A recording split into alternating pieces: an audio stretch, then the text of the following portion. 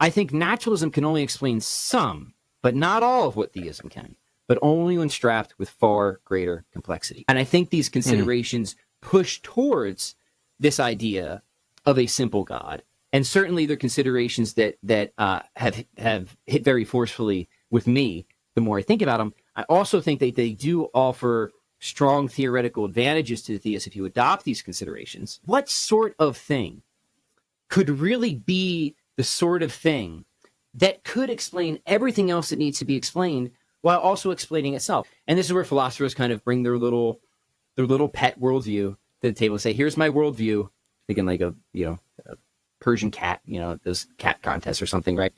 And look how pretty it is. Look how much it explains. Look how simple it is. Here's why we should like it, right? We're making an inference to the best explanation to us, right? So to really complete the picture of God's loving nature, I do think that we should look to revelation, of course, and Christian teaching. But I think there is that metaphysical case along those lines that should open us up to doing that and see certain things as being revealed as being extremely befitting of what we can kind of know speculatively from the armchair, if that makes sense. In this episode of the Coffee with Philosophers podcast, I'm honored to have on Pat Flynn to discuss his book, The Best Argument for God. Now, Pat is a master at making really dense philosophy accessible and fun to read. And his book has really gotten high praise from not only Christian apologists, enthusiasts, but also academics in philosophy of religion and Christian philosophical theology. He runs the excellent YouTube channel, Philosophy for the People, so definitely check that out. And in an age of specialization where everybody seems to just be focused on one thing, Pat is really dynamic, does a lot of different stuff. He's an award-winning writer, author of a lot of other books as well, trainer of special forces and professional athletes. He's also a kettlebell enthusiast. And not only that, he has a background in economics, undergrad, and a philosophy master's. And he records music on the weekends. And I saw he's wearing a Whitney shirt. Yes. Show that bad boy off. That is awesome. I want people to know that I can relate to pop culture. Yeah. And he also, another little skill of his is he plays a mean Van Halen on the guitar. I've seen some of your Van Halen stuff, so wow. Thanks, brother. I appreciate it. One of my first loves, yeah. Yeah, Eddie be proud. So grab a cup of coffee. We both got one. Ready for a little coffee with philosophers. Thank you so much, Pat, for coming on the Coffee with Philosophers podcast. Cheers, Chris. It's a joy to be here. Like I said before we began recording, you are doing excellent work. I'm already a big fan of your channel, so it's really an honor. It's an honor to have this conversation with you. Oh, thank you. Well, as you may know, then, I like to start with the 5 books question. So what 5 single-volume books would you bring to a deserted island, other than the Bible, if you knew you were going to be stuck there for 10 years alone?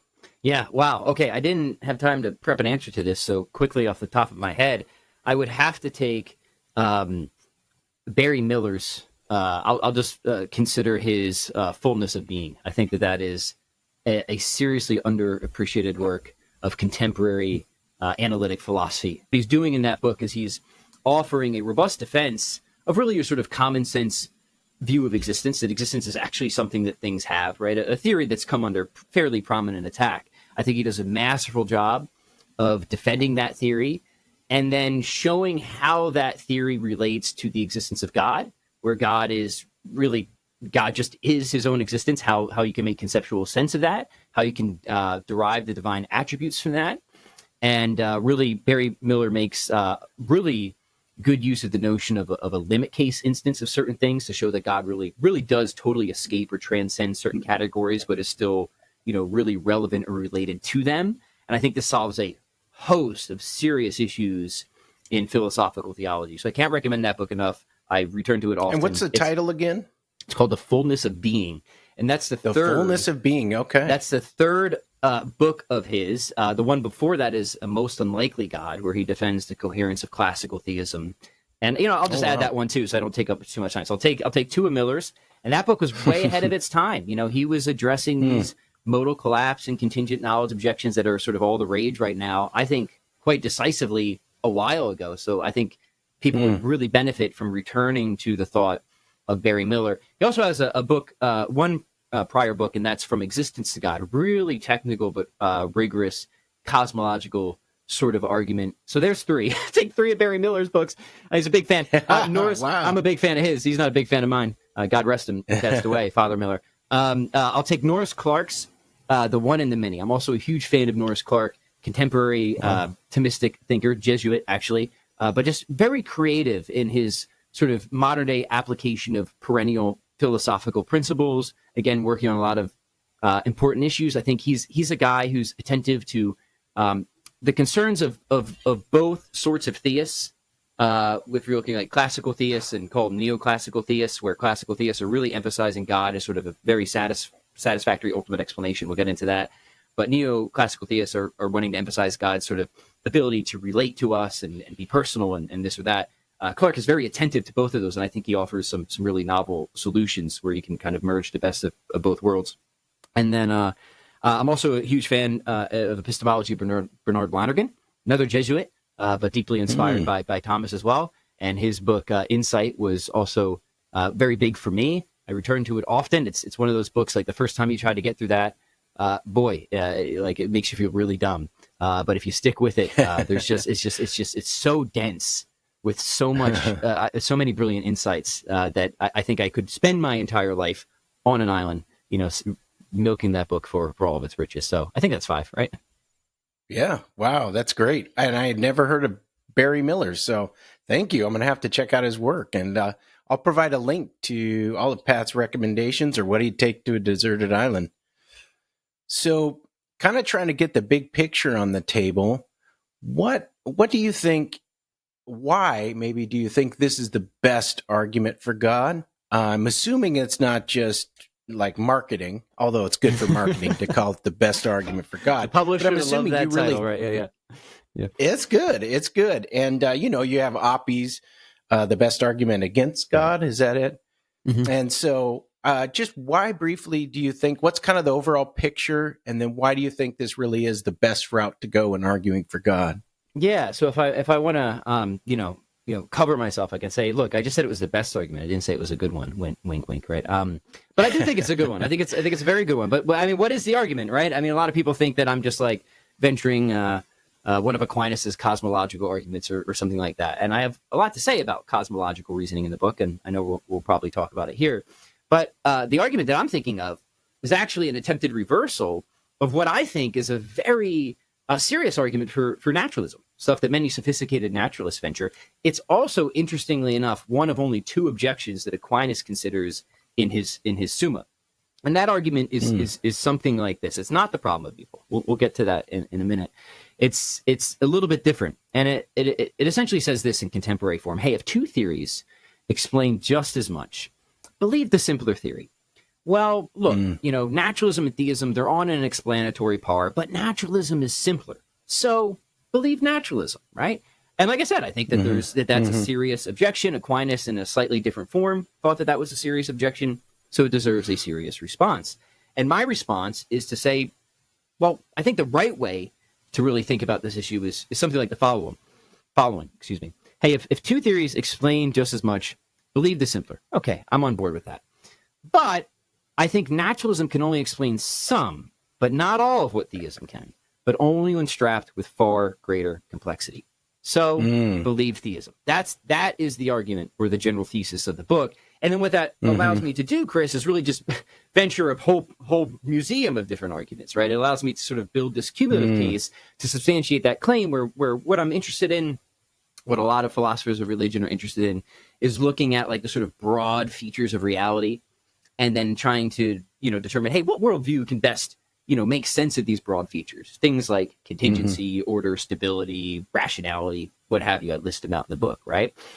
And, there's different ways of going about this, but you usually have these sort of, criteria for theory selection. And the biggest ones when we're talking about fundamental theories are explanatory, comprehensiveness, right? And simplicity, which is itself a bit complicated, but something like, ontological and or theoretical simplicity, right? So then what I do, in the book is I really just kind of go through these different broad features of reality, things like contingency or metaphysically composite beings, order, stability. I do talk a little bit about fine tuning as well. The moral dimension, I think that's something that we have to seriously consider as well, and see if we can get some sort of story behind that, and everything that encompasses, not just moral facts, if there are moral facts, but how we come into reliable cognitive contact with those moral facts, for example. And suffering and evil, of course, that's a big one, and immediately that sort of raises the other major concern that many skeptics have. Hey, you have God at the foundation; He's perfect. Then why isn't this world perfect, or why doesn't it seem perfect?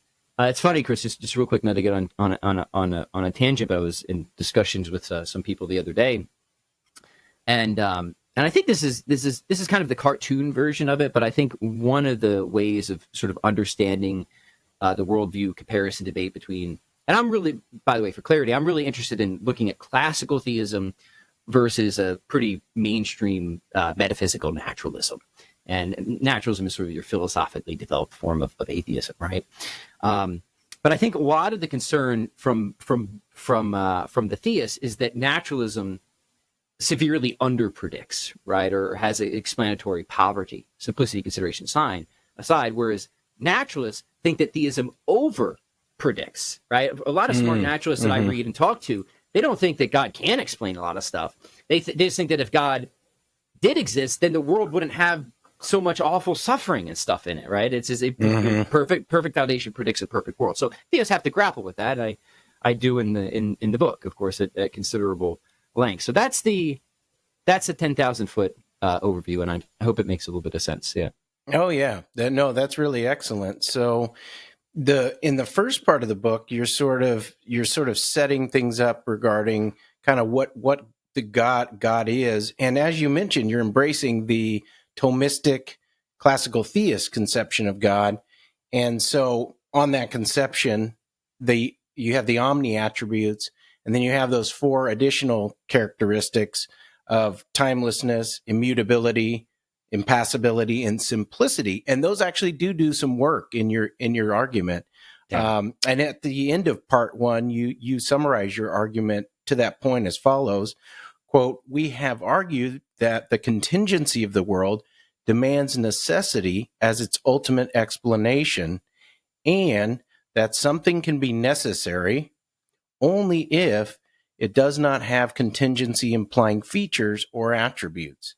In other words, it is being whose essence just is existence. It is absolutely simple, immutable, and unbounded."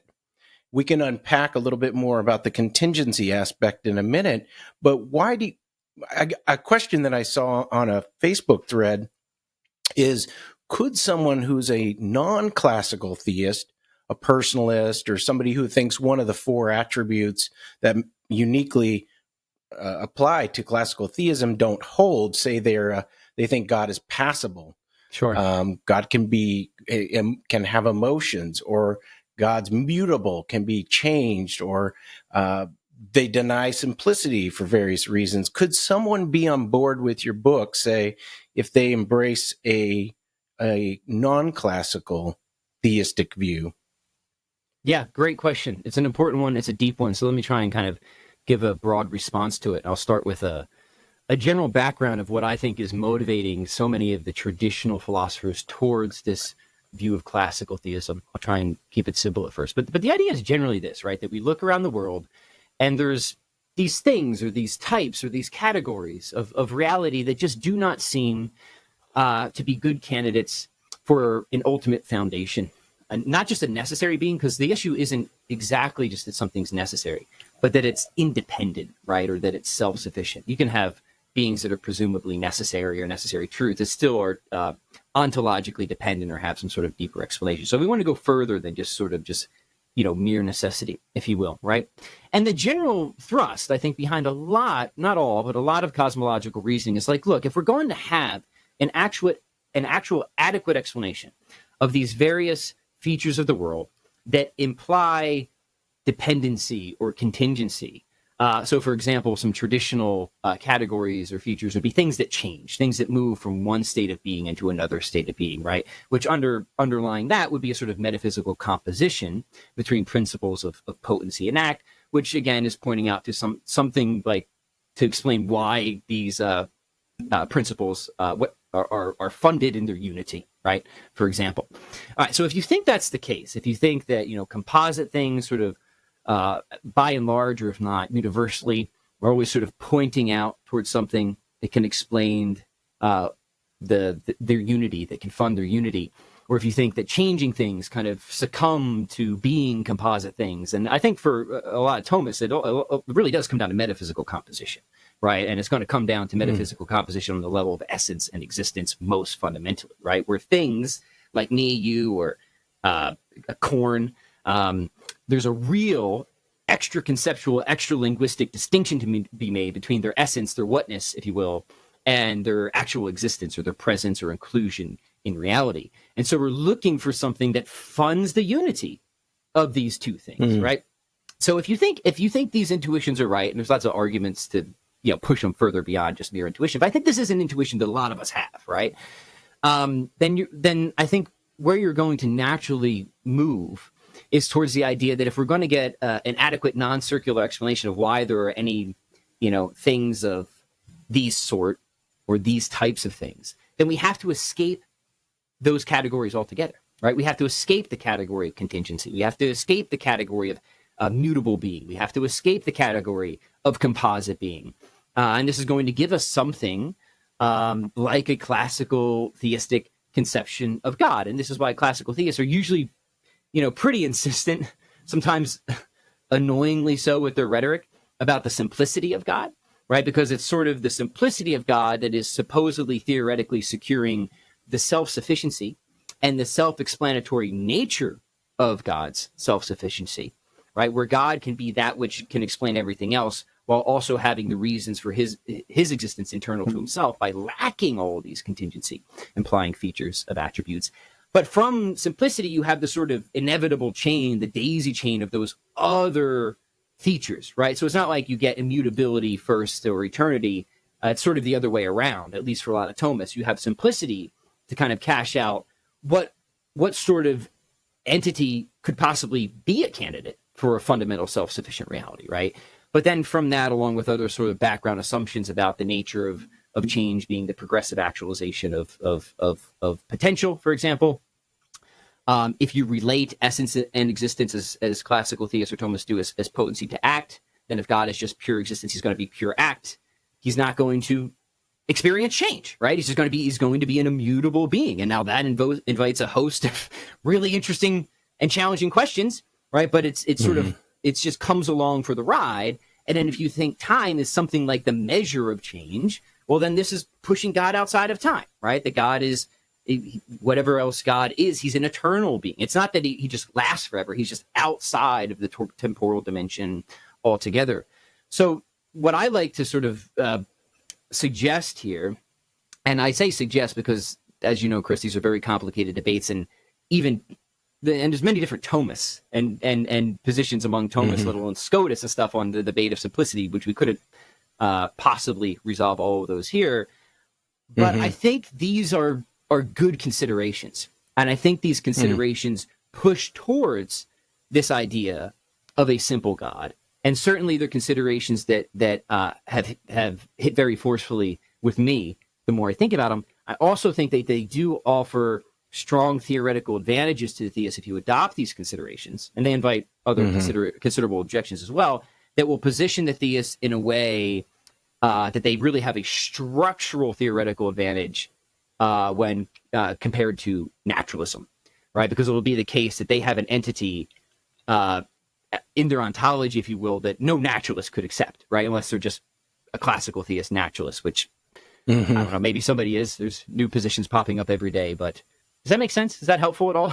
Yeah, that's helpful. So it sounds like if I'm tracking that this really is a feather in the cap of, or an urging of the theist to embrace the classical attributes, because, hey, look, all these attributes really, when you factor them in, have a strong, you said structural case, or they're in a strong position to make an argument against a naturalistic worldview. So this, it sounds like there is a lot writing on it. We'll get to some of the specifics of the classical attributes, but it also sounds like this really is a way of showing the power of classical theism, because, hey, look, if you embrace it, it can do all this great work. I'm not going to resolve all the issues, although you do discuss some of them. But is that roughly accurate? I think it is, and I would even go further than that. I mean, for me, and not to be too provocative or immodest, but it was sort of classical theism or bust as I thought through these issues. And I'm coming from a naturalist background. For many years, I would have considered myself a naturalist, but as I sort of went deeper into that paradigm, and I felt like there were serious explanatory challenges or difficulties, and especially once I started investigating the question of fundamental reality, what sort of thing could really be the sort of thing that could explain everything else that needs to be explained while also explaining itself? Now, why is that important? I think that's important because I don't think we want or should have any brute facts in our worldview. And I know we might discuss this more later, or we could discuss it now, but a brute fact would be something that just seems to sort of cry out for some sort of further or deeper explanation of why it exists or why it has the the features or characteristics that it does, but ain't nothing answering back, right? It just is. It's there. That's the end. So it's not a mysterious fact. It's that we don't know what it is. It's just brute, right? And I think that there's a whole host of issues of admitting even one little brute fact into your worldview. So if you really pressed me, I would say I think there's only really one kind of broad philosophical perspective that at least gives you the sort of thing that could bring brute facts down to zero by being the sort of thing that could carry the reason for its own existence internal to itself while being able to explain everything else. And if you hold a model of God that doesn't escape these relevant categories or contingency implying features, again, I think composition is kind of the big one motivating classical theists, especially on the essence and existence level, but you also have substance, accident, form, matter, those sorts of things, right? Then what the problem does is I think you get into a sort of brute facts arms race if you're a theist and naturalist. I think the best you can say is, look, I have fewer brute facts, maybe, and a simpler theory. And that's, I guess you can do that. But for me, I was never comfortable with that, because I think brute facts is a serious problem to have in one's ontology and epistemology and everything else. I think it's really just is just a negation of the principle of sufficient reason at the end of the day. So I think old explanations I really have to go all the way through, or they don't really go through at all at the end of the day. Everything just sort of ends up being a sort of borrowed or derived explanation, and it winds up in some huge question mark. And is reality that way? I mean, some skeptics like to think it is. Like, oh yeah, it's just that's just what it is. We just kind of land in this kind of brute fact soup, if you will. Stop asking questions, be happy with what you got, and enjoy your Whitney Houston. I don't think that's right. I don't think that's right. Well, and we'll get to this later. So you rely, it's really, this is an excellent book, debate book by Kenny Pearce and Graham Oppy, and you do rely on, in a number of places, on some thoughts from Kenny Pearce, especially reducing the number of brute facts down to zero. But also, Oppy has a response to that, and we can get to that later. But first, I want to circle back to the simplicity point, because it sounds like simplicity is sort of at the, if I understood correctly, at the root level of your classical theism, and sort of the other attributes sort of flow out from that, or are made sense of in light of God's simplicity. God's without parts, and all his attributes are just sort of a piece. That is, God's love just is, his holiness just is, his omniscience, and so on. So there's no division in God. Right, yeah. Now, so what I would say, just to use Barry Miller's, we say whatever the limit case instance of power is, just is a limit case instance of goodness, just is a limit case instance of intellection, and so on and so forth. This is one of those kind of spooky commitments of divine simplicity. That's right, and again invites a host of interesting questions. But yeah, classical theists have to accept that, and they should, I think, right? Okay, and one you talk about, and then you provide a response for, so I'd love to hear your response, is the objection that if God is simple, and necessary and unchanging, then God cannot be free to create. It looks like God was necessitated to create, which is very counterintuitive. You think, well, God, if God's, self-sufficient, self-existing, perfectly in a state of bliss, lacking nothing, then why would God need to do this whole contingent experiment, right? Yeah. So what would you say to that? It seems God, if you embrace simplicity, that God was sort of necessitated to create this, this grand experiment. So there's two. I just want to disambiguate certain things, because at the beginning of the episode we talked about simplicity in terms of a criteria for theory selection, and at this point we're talking about simplicity as sort of one of the classical divine attributes. They're not the same. Right. They're not the same. They're not the same conversation, importantly, but they relate, right? Because if you're looking at sort of ontological or theoretical simplicity, what I argue in the book is, well, when we're thinking of simplicity in that sense, what really matters is not just how many things you have floating in your entire ontology, but what you have going on at the fundamental level, right? And for classical theists, they seem to be pretty well advantaged here, right? Because they just have one entity in principle that either has one or zero properties, depending on how you understand it, right? Again, spooky stuff, but it's going to be hard to beat that. I don't think it can be beat. Maybe it can be matched. I'm skeptical of that, right? So divine simplicity is going to, I think, lend resources to the wider debate when it comes to trying to determine who has the greater advantage of simplicity with respect to theory selection or theory comparison. Now, to your question concerning what's called the modal collapse objection, just to stage it a little bit, we live in a world where we think many things are contingent, that they could have been otherwise or not at all, right? I remember a very smart atheist philosopher one time saying, look, contingency is as obvious to me as anything, right? I'm just not going to deny that we have a contingent order here.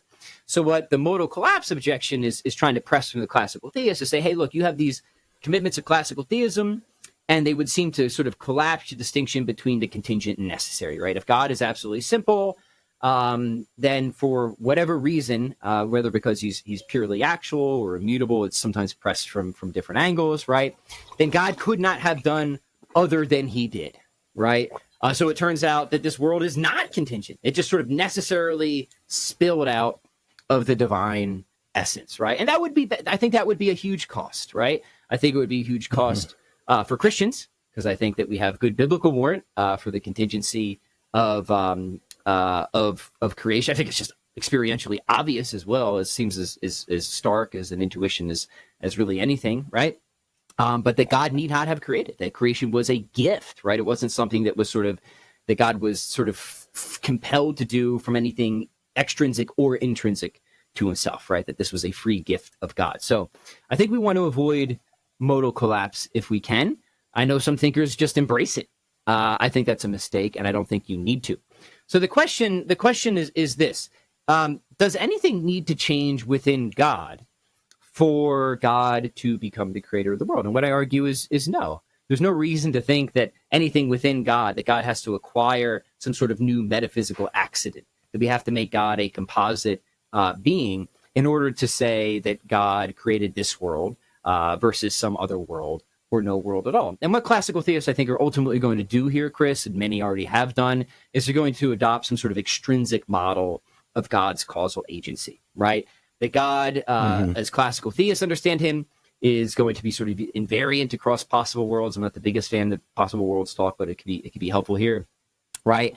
And if God creates this world, the only sort of versus if God created no world at all, for example, the only difference is just that this world has come into existence with its causal dependence relation on God, right? There's no intrinsic change in God, of God's essence, that is required for God to be the cause of this world, because what's essential to a cause is just that it be able to produce its effect. It is not essential for a cause to change in producing its effect. That's sort of accidental to causes. That happens a lot with us, but we're finite material beings. God is not. So I would say it's sort of committing this idea of a fallacy of accident to think that something needs to change as a cause in order to produce its effect. So I think the classical theists can escape a lot of modal collapse objections. There's different variations, and they sometimes demand different responses by taking a sort of extrinsic model of divine agency, where God has no intrinsic passive potency, but he has unlimited active potency, which just refers to his omnipotence, his ability to bring about all possibilities of being.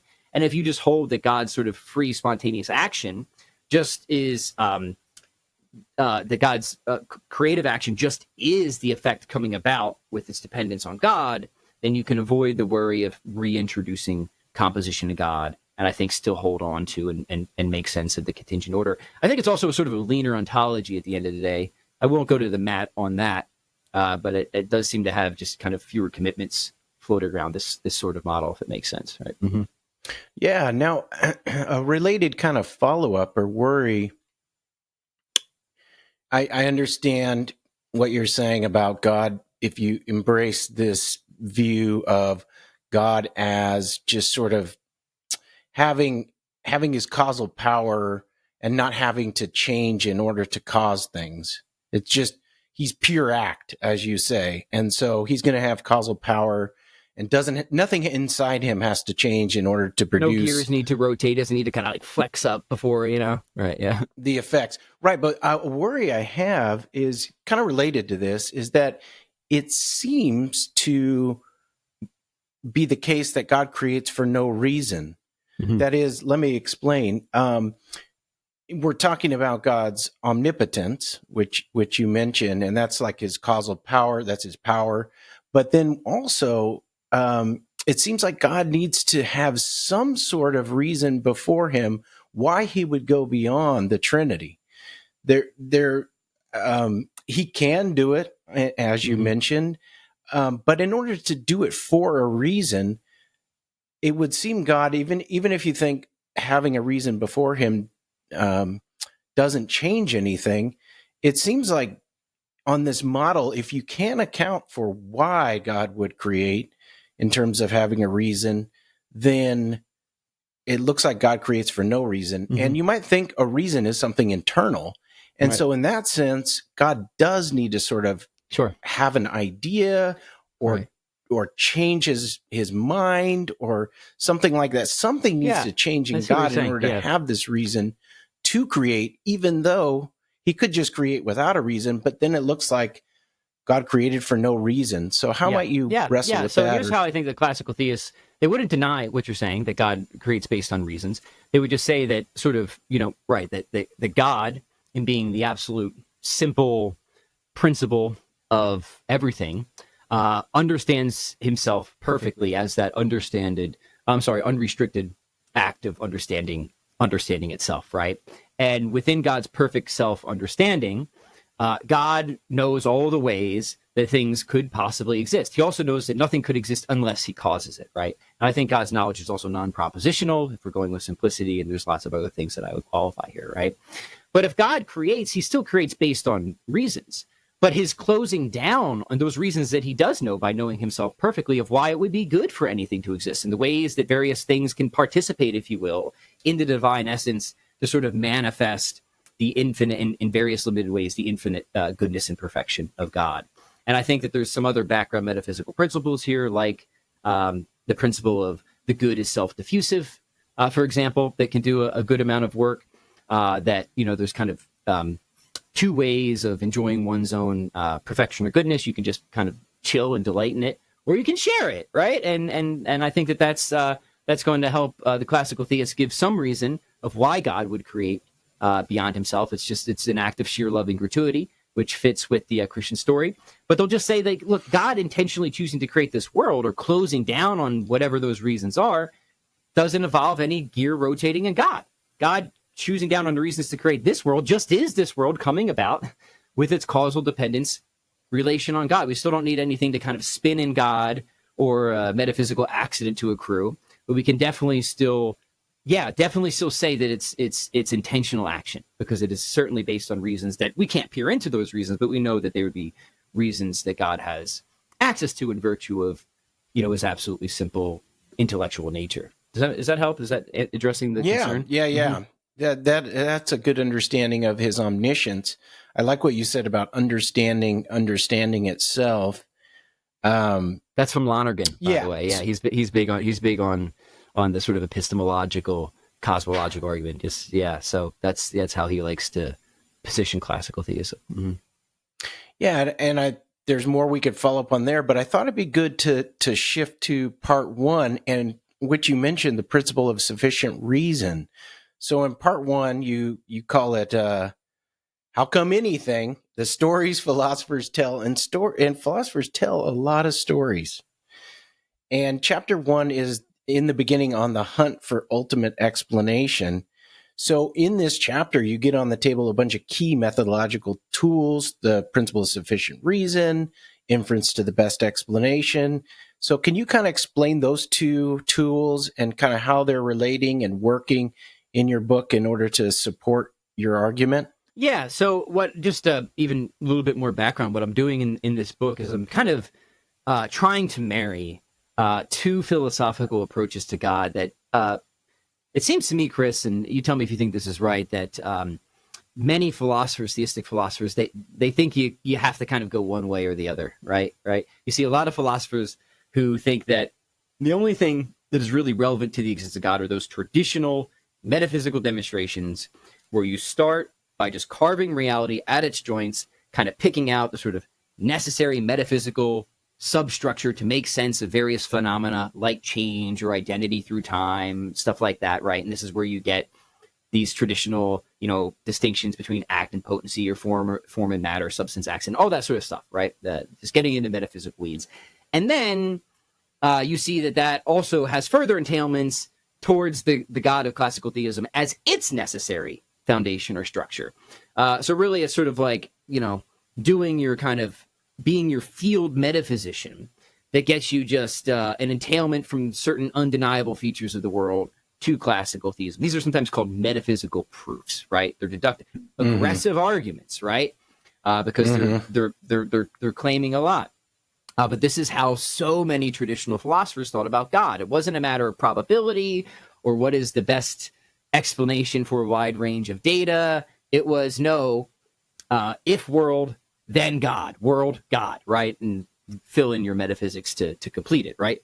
And there's still many advocates of that approach today. In fact, I'm one of them. I think that there are good metaphysical demonstrations for God. The other approach is this idea of, we hinted at it earlier, of really sort of worldview comparison or theory selection. And this is where philosophers kind of bring their little pet worldview to the table and say, here's my worldview, thinking like a Persian cat, those cat contests or something, right? And look how pretty it is. Look how much it explains. Look how simple it is. Here's why we should like it, right? We're making an inference to the best explanation where we're thinking this theory is true or most likely true because it seems to make the most sense of the data with the fewest commitments, right? That's the idea. And so what I'm saying is I don't think you have to necessarily choose between these approaches. I think that they can be mutually reinforcing. I think that they can play well together, in fact. So what I do is I start with that sort of more traditional approach, and I give what I think is a pretty good contemporary cosmological type of argument, focusing on contingency and metaphysical composition, and then arguing that the God of classical theism is a sort of necessary condition. And then what I'm doing there is I'm letting that sort of argument, and this is why I love the traditional arguments, because to me, traditional cosmological arguments are just kind of tools, maybe the best tool that we have, I think, of trying to discern the nature of fundamental reality, right? For me, it was never about winning a debate. It's like, it's just a tool, right? It's just a tool. Like, can we know something about fundamental reality? If so, that's really cool. And it seems like these tools are the best way to maybe do something like that, right? And then what it does is, if you follow the argument through, is I think it gives you a pretty robust conception of what your kind of first principle is, right? And I spell that out towards the end of the argument and give you the picture of classical theism. And I say, okay, we got a theory here now. And maybe you're convinced by that argument. Maybe you think the debate is settled at that point. Go listen to Whitney Houston. All right, fine. But maybe not. Maybe you're like, okay, that was interesting. There's a lot in there maybe I don't understand or that I'm not sure about or that I have objections to. So I'm like, okay, well, we still have something on the table in terms of a theory. So why don't we take this theory and see how well it does in explaining so many of the other broad features of the world when it is, pitted against some other theory. Now, I don't compare all of it. There's lots of theories out there. And I say in the book, look, I can't do that, right? So I'm just going to take two big contenders You have a certain form of naturalism, which many smart thinkers endorse, and you have the theory of classical theism that I just articulated. So now let's see if we can't make use of inference to the best explanation to infer that, one of these is true or more likely true based on, the sort of things we decide to focus on in the world and whether they seem to point, whether they can be considered as evidence for one theory over the other. Oh, that was a good backing up and sort of seeing the big picture. And then what is the principle of sufficient reason and inference to the best explanation, and kind of how are they tying together in developing this view that you're talking about, sort of marrying? Good. So the way a lot of traditional arguments for God work, especially cosmological arguments, is again, they start with some sort of observable, presumably extremely obvious, if not undeniable feature of the world, like contingency. And then what they do is they are committed or argue for some sort of principle of explanation or causation, right? And one very popular, very common principle that is sort of kind of the engine in a lot of cosmological reasoning is what you said, the principle of sufficient reason. Now, it comes in many different forms. So if you've heard one thing about the principle of the PSR, there might be other versions out there, right? And there's some versions that I wouldn't accept. But setting that aside, broadly speaking, the principle of sufficient reason is sort of just a common sense commitment to the idea that, hey, if something doesn't seem able to explain itself, then we need to look for something else to explain it, right? Maybe a little bit more specifically, it says everything has an adequate explanation for its existence and the various features or characteristics that it does, right? And then there's different ways that arguments are formulated, and there's different ways that the PSR is applied. But you might think something like this: hey, if you kind of take all the contingent things and you smush them together and you make use of plural reference, then we want an explanation of why there's anything contingent at all, or why there's anything of the type contingent. And if you think the PSR is strong and it holds, then you'll probably think that gives you the result of at least some sort of necessary being to give you an adequate explanation of why there's anything of the type contingent at all. And then there's other arguments that can use the PSR or something like it rather than aggregating. They could just take any sort of one being, right, and ask, well, why doesn't this one being exist here and now, to avoid various concerns of aggregation or composition fallacies or stuff like that. Again, we can get into that if we want to, but there's many different formulations. But that sort of, the engine in a lot, but not all of cosmological arguments is something PSR like, right? This explanatory principle. So I defend it, as I think you should, right? Because I think it's important. It's doing a lot of work. So if the PSR isn't true, or we don't have good reasons to think that it's true, it's gonna harm a fair number of these traditional arguments for the existence of God, right? Yeah, and I know it's come under attack. So just to clarify a little bit, there's a weaker version and there's a stronger version of the principle of sufficient reason. Could you maybe explain the difference between those? And are you embracing a weaker version that's a little bit more likely so I think I embrace a version that traditional thinkers like Thomas Aquinas would have accepted. Now, he never used the term PSR, and I've kind of gotten into it with various Thomists here and there that I think that he's clearly committed to it in a lot of his arguments, whether he embraced it or not, right? Because his arguments just sort of assume that there are no brute facts kind of blocking his path to God, right? And as soon as somebody's assuming there are no, brute facts blocking their cosmological reasoning, you got PSR in the background somewhere, right? Like it's there. He might not have made it explicit, which is fine because Aquinas has other causal principles, but I would say those causal principles, again, are sort of, wrapped up inevitably with the PSR. But they're more modest in the sense that something can't come from nothing, right? But they won't necessarily demand contrastive explanations, right? Why this instead of that? So like those would be stronger forms of PSR that I think certainly many classical theists are not committed to, and I think you probably have good reason to deny anyways, even if you think you can give contrastive explanations. So those are more technical debates. So in that sense, I think what I'm committed to is a weaker, more modest form of the PSR. Okay. And then you're inferring from, you kind of established that there is this explanation that's adequate to explain all the contingency of the world, namely God, this necessary ultimate foundation. Yeah. And then you infer from that it's also the best explanation. Is that kind of how those two relate?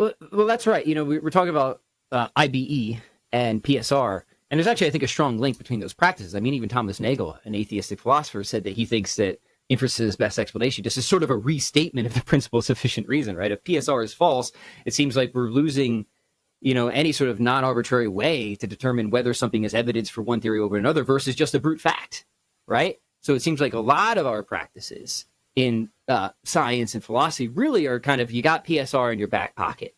So if you're going to deny this, and this is sort of the cost counting game that a lot of philosophy comes down to, it's like, okay, you can deny this. I can't force you to accept anything, but here is the sort of costs of denying PSR. And many brilliant thinkers on this, thinkers like Pearce and Kuhns, want to argue that minimally, if you deny PSR, it seems like we lose the conditions to have empirical knowledge, right? And they introduce various skeptical scenarios, like maybe a being just pops into your head with a certain thought that's totally disconnected from any sort of reliable causal link to external reality, any spooky scenarios like that. But if you deny PSR, there's no reason to think that couldn't happen or is even improbable, right? Since probabilities are based in the real sort of objective tendencies of things and are ignoring or at least assuming that there are no brute facts, right? So if PSR goes down, it introduces a host, I think, of catastrophic skeptical scenarios.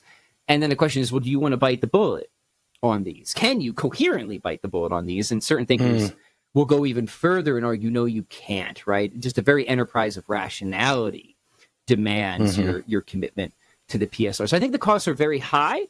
I think PSR is extremely intuitive. And I think you can also make inference to the best explanation that PSR is true. I mean, the world just really seems to behave. Right? The world is stable. It's orderly. It's a little bit of spookiness here and there, but I think we can make sense of that. So just by and large, it's just the sort of world we would expect if this sort of explanatory commitment is true. So I think there's different ways, very strong ways you can motivate the PSR. Somebody once said, and I think this is right, that it's not that like the PSR just like isn't obviously true. It's like so obviously true that we never question it that it becomes hard to defend, right? Because it's so bedrock, right? It's so deep down in our sort of like unquestioned commitments that once you kind of like take it out and try to defend it, it's hard to go any lower, right? Because it's so down there that I think a lot of the best you can do is use these sort of retorsion-y moves to show that the costs are extremely high of trying to deny something like that. Certainly for other people proposing alternative explanatory theories. If you're doing battle with just like a committed Parodian skeptic, that's a different conversation, right? Right. So kind of jumping ahead, you've mentioned it several times. Let's get to the brute fact aspect where you do actually show that to satisfy the PSR, you need a worldview that can reduce the number of brute facts down to zero. Now, why do you think that? And then how do you use Kenny Pearce's reasoning in this book where he goes through and reduces things down?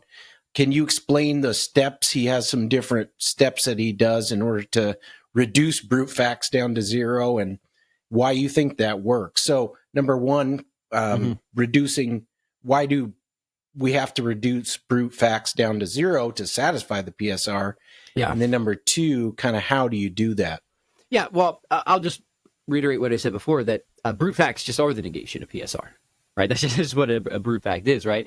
If there are brute facts out there, then not everything has an adequate explanation for why it exists or why it exists in the way that it does, right? So if PSR is just gone at that point. And then the reason I think that's a problem is for all the reasons that I just said, right? I think it does invite seriously problematic skeptical scenarios, and the costs are too high. And there's no good reason, I think, that I've ever seen to actually deny PSR, and there's many good reasons to accept it. There's tricky puzzles out there, like the big contingent, the big fat blob of contingent facts or whatever, and I work through those in my book. But I think those could be overcome, and we can circle back to those if we want. So, right. So what do we need to do? Well, we need to find some way of bringing brute facts down to zero. And here's where I thought that Kenny Pearce brilliant philosopher. I really love a lot of his work. He's got a lot of good work on a lot of different stuff, but he has this debate book that you mentioned with another very brilliant philosopher, Graham Oppy, who's a naturalist, where he's arguing that we can bring brute facts down to zero, and he kind of gives 4 different steps. And you asked me to outline those steps, and since I don't want to misquote Kenny, I'll just talk through them, and then I'll maybe give some further justification of why I think the God of classical theism fits with this really well. So here's how Pearce suggests that we can bring brute facts down to zero. So step 1 would be, to satisfy PSR, right? What we want to do is we should show that explanations may ultimately terminate in what's called a single autonomous fact. And the idea of an autonomous fact is once you kind of understand it, it doesn't really make sense to ask why anymore, right? It doesn't make sense to ask why a bachelor is an unmarried man. That's just what a bachelor is, right? So you show that real definitions, right, the statements of the essences, right, and traditionally by an essence we mean that which would be captured by a real definition, are good candidates for autonomous facts, right? And then from there, what we want to say is that if we could grasp God's essence, we would just be able to see a priori that, God's self-sufficiency and, necessary existence and all those, good, important things that we need for an ultimate foundation, right? And this relates to Aquinas' claim that God's existence is self-evident to God, who grasps his own essence, but not to us who are incapable of grasping his own essence. And I guess this is where people who are critical of the ontological argument can make the joke that the only person who knows whether there is a sound ontological argument is the one who doesn't need it, right? Which is God. And we'll get back to that because that was another thing I was going to ask you. You sort of show that the ontological argument, is it the cosmological can support the ontological or vice versa? I'm about to, it'll actually kind of blend them here in a minute, right? Okay, So the final step is that the cosmological argument provides independent ground for believing that there is a sound ontological argument, right? And that God has these sorts of features. So that's where it comes in, right? So my personal thought on the ontological argument is undecided. Honestly, as you know, that's a huge debate. A lot of Thomists are skeptical of it, but I don't know. I don't. I'm very friendly with a lot of Thomistic thought, but I resist labels, not because I'm trying to be edgy or cool, but as soon as you describe yourself in one way, people assume lots of different things about the things that you believe, and that's usually not helpful. I'm genuinely open to ontological arguments. I will just say I just have not spent nearly enough time trying to adjudicate that matter for myself, right? Mm-hmm. I love ontological arguments, and that's different than thinking that they work. But I think they're often misunderstood, and people have a real caricature of ontological arguments that actually doesn't really match up with the arguments themselves. So I just thought I'd make that aside. But so that's a really interesting point, though. You're saying the cosmological argument gives a reason, an independent reason, to think the ontological argument is sound. Can you explain that and how we're getting down to zero? Yeah, so what the ontological argument is, gives you something whose real definition would be able to bring brute facts to zero, right? And what the cosmological argument is doing is showing, well, that being is not just possible, it's actual as a necessary condition for X, Y, or Z, right? So it doesn't assume the ontological argument. It gives you the being that the ontological argument is supposed to allow you to, through its various formulations, know that just because it's possible, therefore it's actual or whatever, if you're doing the modal formulations or whatever, right? So that's what it's doing. It's not assuming that God is possible. It's arguing that God is the necessary condition for, say, metaphysically composite beings. Since they're here, God must be also. Since he's actual, he's necessarily possible, right? Okay. Yeah. That's interesting. Because usually you start, if you're doing philosophy of religion, you usually start out with the ontological argument. But in this line of reasoning, it might be good to start with the cosmological argument, get this necessary foundation, and then show that this gives support for the idea that there is this ultimate being. Yeah, right. I think that's exactly the way to proceed. And there's various reasons I'm inclined towards that. I don't know how much of a modal skeptic I am. A little bit, I guess. So I just think that proceeding this way is just a bit on more secure footing. Now, that was a helpful explanation of how Pearce reduces brute facts down to zero. But as you mentioned, this is a debate book. So Oppy has a response, and I pulled it out. I'll just quote it because I don't want to misrepresent his response. And he basically says, quote, "But of course, there's a similar story that could be told on a version of my worldview," his naturalistic worldview, "that adopted Kinney's fundamental explanatory categories.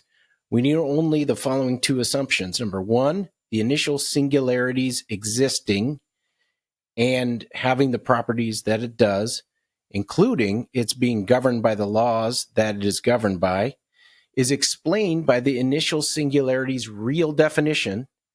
So the singularity, I guess, is just that moment when everything came into being. Is that how he's thinking of it? There's different models out there. It could be some Right. initial state. Yeah, right. It's Initial state where everything kind of came out from there. And the initial singularity's real definition is an autonomous fact. So you've got the initial singularity, and you've got that its initial singularities, is a real definition. And then you've got the real definition is an autonomous fact, and then you're sort of off and running. Good. Yeah. So one kind of how would you respond? Yeah, sure. So one thing I think is very clever about Oppy's response, and again, I have a lot of admiration for him because he is a extremely brilliant man and has sharpened my thought in a lot of ways, is that he has this way of kind of saying, hey, what's good for the theist is good for the naturalist. Watch this. You just said all this stuff. I, as a naturalist, can say it too. So you don't win, right? And a lot of times I think that works against certain positions. And Chris, this is a great highlight of the point I was making earlier of the structural advantage that I think classical theists have in this debate, right? So if you have a classical theistic argument for God, what it's showing is that the only sort of thing that could be this autonomous fact is something that escapes certain categories. So let's go to the Thomistic one, right? It's going to be something whose essence just is its existence, which is going to have that sort of daisy chain of entailments that is absolutely simple, immutable, purely actual, qualitatively unbounded. And that's just, there's no natural thing that's like that. Or if you call a natural thing that, then you're just calling God natural, and our dispute is simply terminological, right? And what the cosmological argument is showing is not just that we need an autonomous fact, that's right, but only a very an autonomous fact concerning the ultimate explanation for the existence of things, I should say, right? Is that only a very, very special sort of thing could actually be that theoretical entity. And once you conceptually analyze or unpack what that thing is, it turns out to have these attributes that, Aquinas would say, that's God, right? That's the thing we call God, right? So unless you kind of define your natural entity in just that way, you're going to have something that is always bounded, ontologically complex, maybe qualities and properties that are ontologically grounded. That's still a complex, right? Various dispositions, unactualized potencies, right? And what the traditional arguments have done, which Pearce does not develop in that book. So to be fair, I'm now out of the context of that book. So you'll have to evaluate how effective Oppy's response is to Pearce. But this is how, from a Thomistic standpoint, I think classical theists have a very good advantage because they can definitively answer this type of response by laying that out and saying, well, look, in this case, what's good for the theist definitely is not good for the naturalist, because there's only one sort of thing that's good here, right? And that's this sort of entity, right? Which, Aquinas calls God. Does that make sense? I hope. Yeah, and we would need to see how that works with Oppy. We would need to go drill into his notion of singularity, because we could ask, does it have any complexity?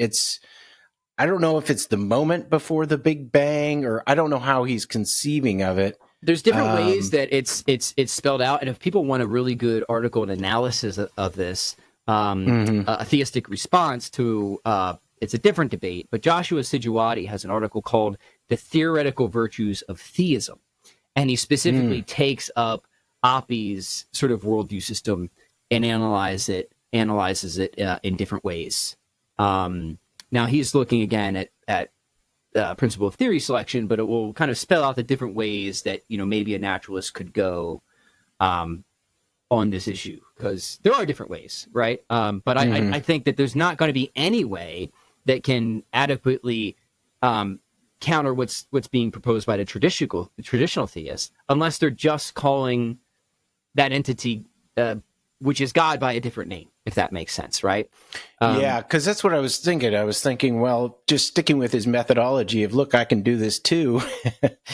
He might say, well, look, the singularity can just have as its essence its existence, right? And you might say we're just using a different name for God, but actually, even though we don't have all these entailments of immutability and simplicity and so on,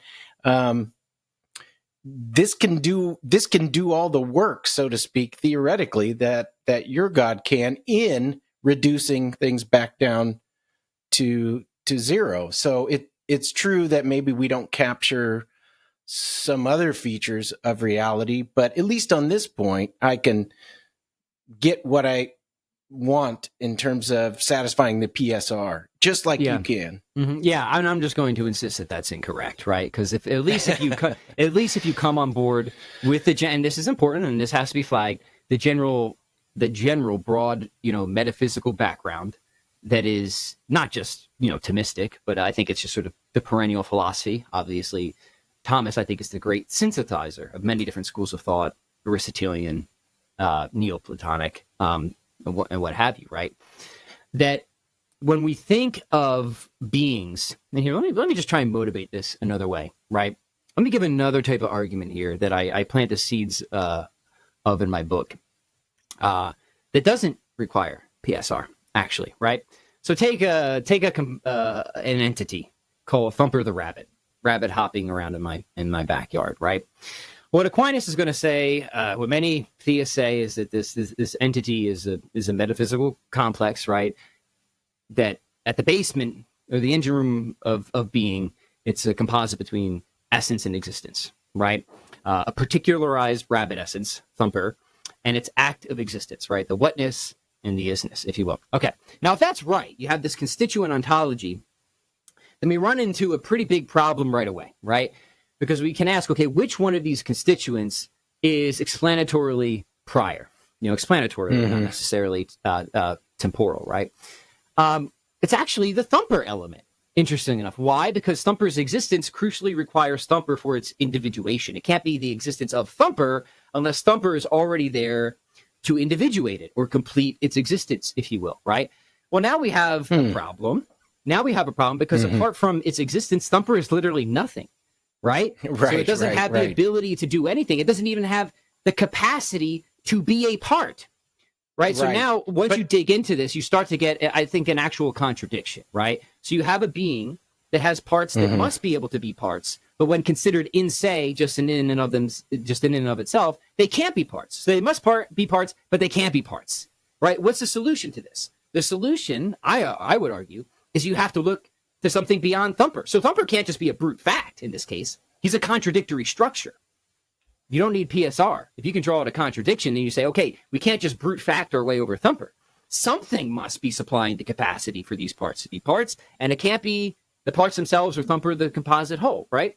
Now, if that's right, and you have similar considerations of causal regresses and stuff like that, then on the Thomistic worldview, you're going to have to get back to something whose essence just is its existence and is qualitatively unbounded and is absolutely ontologically simple, which means it doesn't have various qualities or properties that are grounded or governed by certain laws or whatever, right? And once you really unpack this, you're going to realize that that these entailments are real entailments, right? And you are just committed. This is why I think classical theism is cool, because you see convergence upon the fundamental theory from many different thinkers at many different times and in different cultures and commitments. And there's something sort of cool and scientific about the repeatability of that. And I think it's people just sort of seeing that the ultimate explanation, the real satisfactory ultimate explanation of things, really does have to be sort of radically other or transcendent of the natural world. So I think we could push the Thomist line even further to say that there just is no other candidate here, right? Because the question of why does something exist is only relevant to those beings whose essence is really distinct from its existence. And there's other arguments, Aquinas has them, for why there can only, of why that being would be simple and self-sufficient, right? So it would be simple because its essence just is pure existence as such. There's no complexity there. And it's self-sufficient because it's just existence alone. It's just nature is simply to be. So any sort of beings where there could be multiple instances of, and this, of course, is committing you to a real essentialism. There's more background here. If you're dealing with a thoroughgoing nominalist, this is a different conversation, right? But if you're, kind of on board with common sense philosophy, wherever there's multiples, you have a real distinction. And this is, again, sort of setting you up for the same sort of argument from just a different angle. So I think there's lots of cool ways you can take this. And I think at the end of the day, it does give you, and this is why, again, I'm really on board with classical theism stuff, because it gives you such a principled and robust monotheism at the end of the day, right? Where God really is such a, not just unique, but uniquely unique explanatory entity. And what I try to invite people to do is like, hey, look, I know there's lots of hot debates about religion and religious commitments and dogmas, and even between religious people. This is like biographical in a sense, Chris, but as somebody who is just trying to make sense of the world, right? Could there be an ultimate explanation of things? Leave the term God aside if you want for a while, and just think through these things, with care and attention in some of the ways that we've been trying to do here and in the book. And you just realize, oh yeah, I think it does make sense that whatever is going to be the ultimate explainer of everything is just going to have to be a really spooky thing. Right. There's a sort of package or bundle deal within the spookiness, right? Like you can't just have immutability. I don't know why you would want just immutability without simplicity or something like that. I think the core of it comes down to what sort of entity can not just be necessary, but independent and self-sufficient, which comes down to an entity whose nature is simply to be. And from that, upon conceptual analysis, the other attributes are just sort of tumbling out. As long as, again, you have some of these metaphysical commitments in the background, which, of course, certain atheistic thinkers might challenge those. But what I don't think can be denied is within that system, you get a principled and extremely robust monotheism. And then if you want to debate aspects of that system, like the act potency distinction or other core components, that's good. That's fine. I think they should be scrutinized and debated. Sorry, long-winded response, Chris. So take a break. No, that's fascinating. This is just another feather in the cap of the classical theists. So it sounds like if you're being principled and careful and you think things through, like you mentioned with the rabbit, you get these contradictions, but then you can trace that back to something that's just essence is its existence. Then it can be the ultimate explanation for all the composite things. And one thing before we move on to chapter 6, which is the Whitney Houston chapter, because as you know, she sings, I will always love you. And this is about love. But before we get to that, there's one loose end that's kind of been on my mind. And this came up in a conversation I had with Daniel Rubio. He noticed that one of the most underdeveloped and under-theorized aspects or attributes of God is his aseity, his self-sufficiency.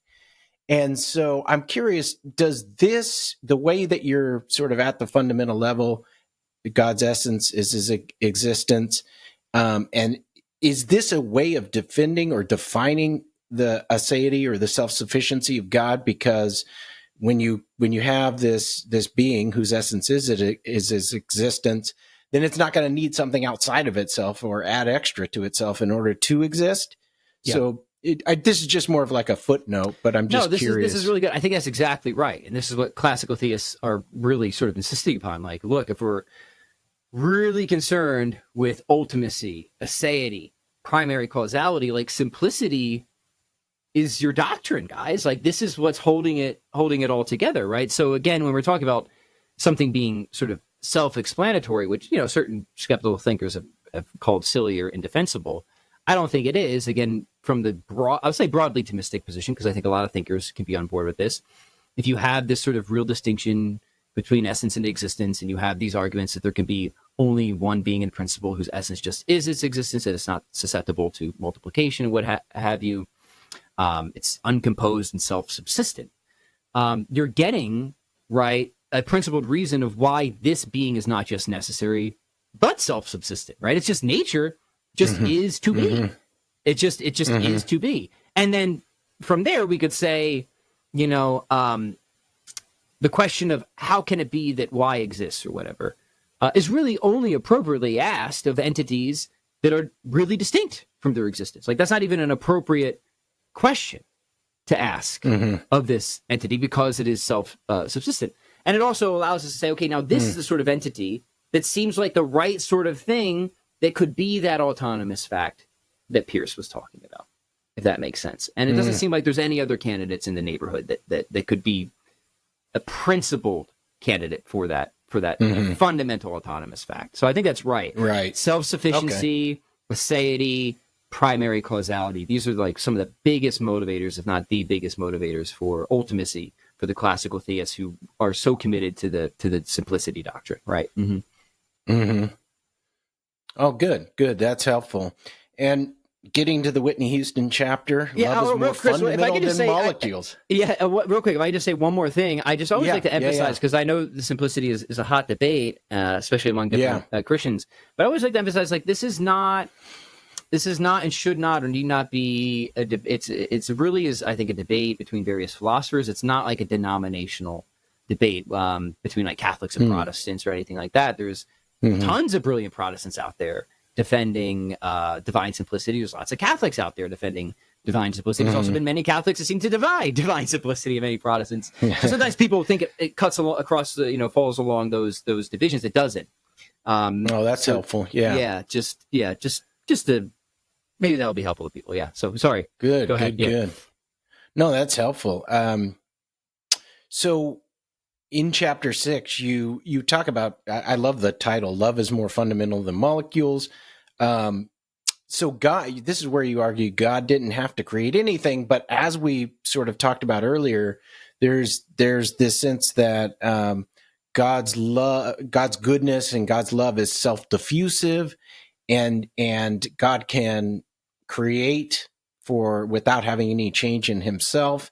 So what do you think motivated God to create the universe? How do you think love is tied in?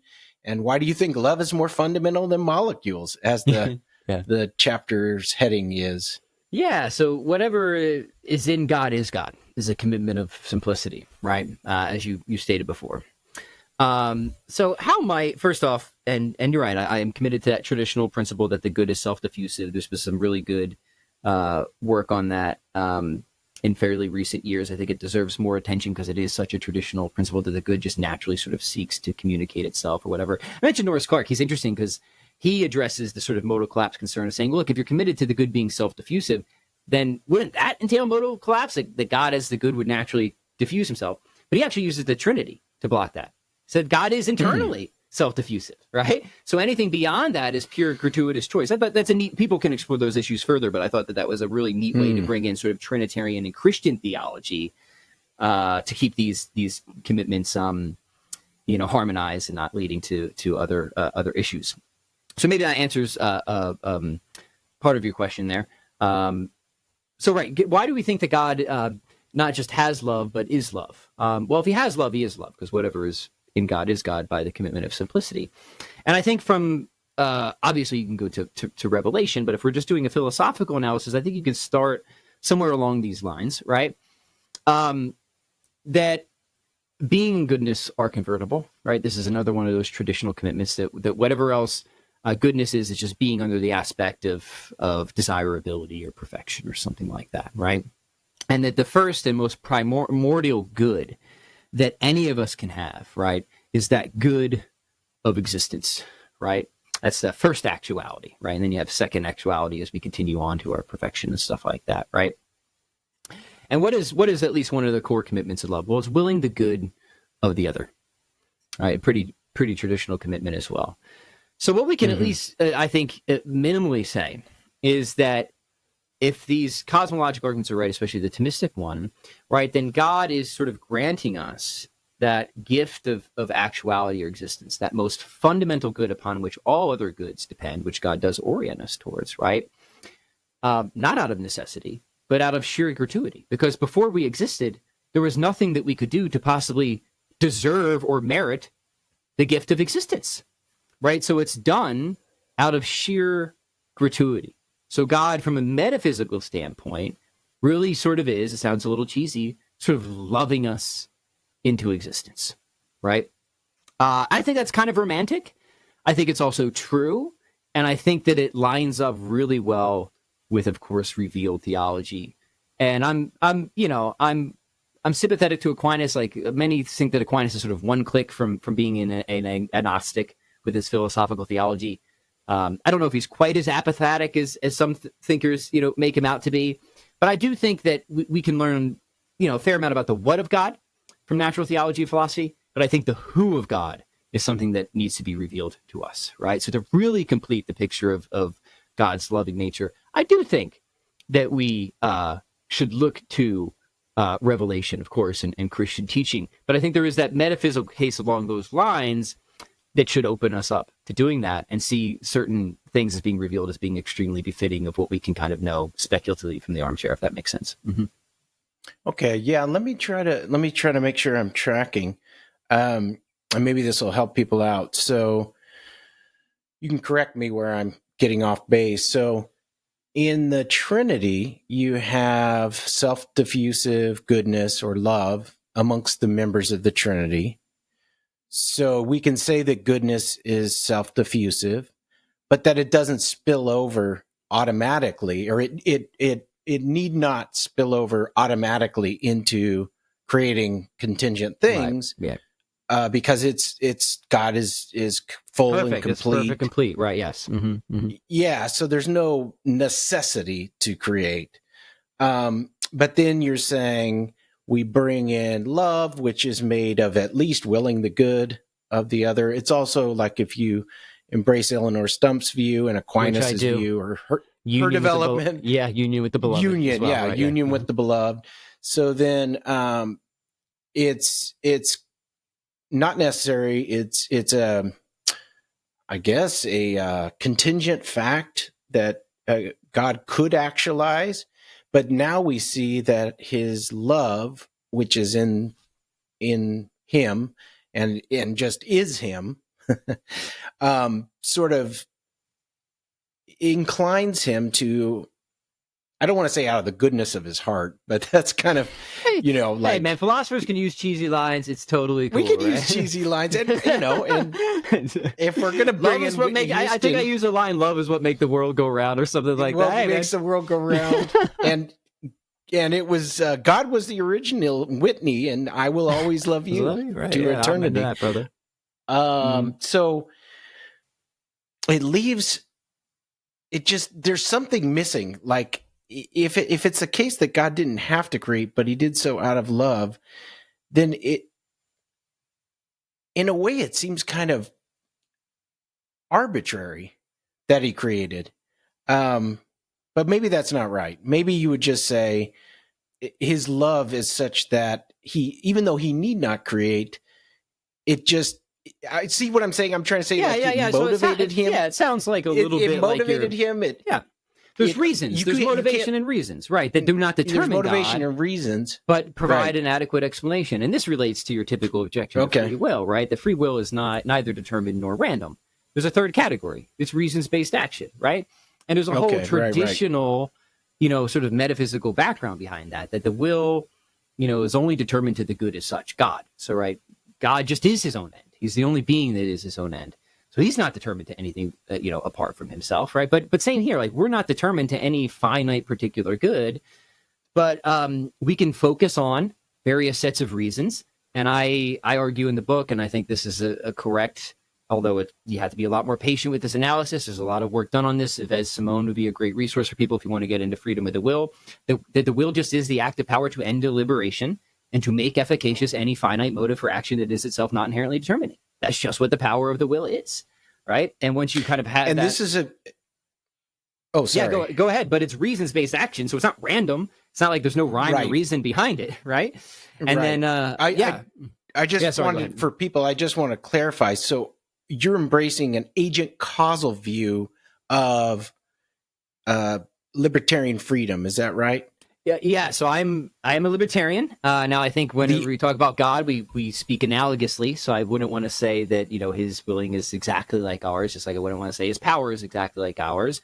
But I think that there's, similar models that we can use to kind of, I think, get the sort of answers that are, yeah, right. These are fair concerns to have. I don't mean to dismiss any of them, but I think that they, right. We can have good ways of thinking about them as well. Right. Mm-hmm.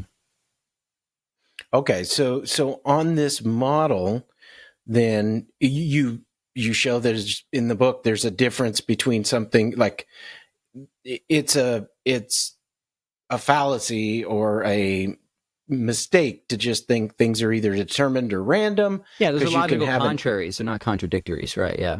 Right. So, because you can have something in the middle, which is an agent that acts for reasons, but isn't determined and it isn't random. So then you have this agent as the locus of action and freedom and choosing to act for reasons. And then you put God in that place. And are you applying basically this conception of freedom to God as you're saying this kind of logically flows out of this conception? I always have to be, have the principle of analogy in hand, but in the same way that we can say that no finite being is utterly efficacious for action for us, it doesn't determine us only the good as such. Same thing with God. God isn't determined by nature to anything beyond himself, right? He is his own perfection, is his own end, right? But that doesn't mean that God analogously doesn't have or can't consider or can't close down upon certain reasons for action, right? There are still it's still intentional action because it's based on reasons, right? Mm-hmm. Good. Now let's just jump to chapter 7, and you talk about again. Now we're in worldview comparison mode. You say that basically this classical theistic worldview can better make sense of a bunch of phenomena, and you list that there's something existing that's causally capable, that there's something contingent, not required to exist, that there's continued existence among things not required to exist, that there's order and organization, consciousness, reason, knowledge, morality, and you even capture suffering and evil, which we'll get to, which is fascinating. So can you kind of just sketch for us kind of why you think God can best explain? Let's just zero in. We can't go through all of them, so you're going to have to read the book. Mm-hmm. But let's just zero in on like maybe stability and order. So why do you think God offers the best explanation, a sufficient and ultimate explanation of how things exist and like continue in existence, and our world has stability and it's not just purely chaotic or massively sort of random? And so I'm going to come back to the idea that the good is self-diffusive, and that we can at least get sort of broad expectations of what God might do, or the sort of world that we could expect, given that God actually has decided to create a world, right? So going back to this idea, I'm a big fan of traditional philosophy, if people haven't caught on to that. I think there's just a lot of good and right and true kind of traditional principles, right? That a lot of, not all Christian, some, many Christians, but, some brilliant pagan thinkers caught on to as well. Not just that the good is self-diffusive, but kind of tied up to that, you have this notion of a hierarchy of being, where beings really can be ranked, maybe not easily, by their essential powers, right? Their suites of attributes or stuff like that, right? And it was always a traditional thought that if God was going to create, then he would create according to the principle of plenitude, right? That he would create a wonderful spread of being where his goodness can be manifested in many different restricted instances of being, right? And that there would be this hierarchy of beings, and we see that, right?